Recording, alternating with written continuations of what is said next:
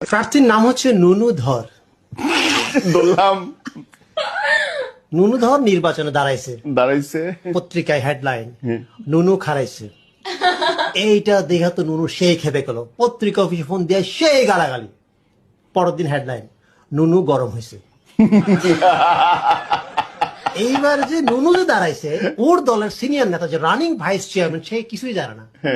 সাংবাদিকরা তার কাছে জিজ্ঞেস করার জন্য, তো বলছে নুনু আবার কবে খারাপ, আমি তো টেরই পাইলাম না। একই এলাকায় একই পদে একই দলের একজন মহিলা ভাইস চেয়ারম্যান দাঁড়াইছে, এর আবার নুনুরে দেখতেই পারে না। মহিলারা বিক্ষোভ মিছিল আই সেই করে মহিলারা আবার সাংবাদিকদের কাছে ওর বিরুদ্ধে অনেক কথা বলছে। পরের দিন হেডলাইন মহিলাদের সন্তুষ্ট করতে পারেনি নুনু। সাংবাদিক থেকে সাবধান।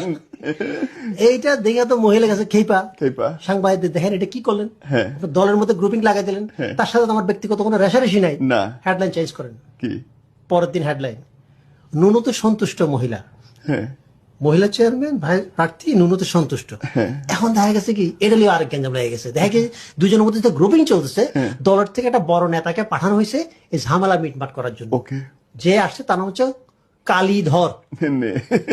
কালীধর আবার নুনুরে দেখতেই পারে না, কারণ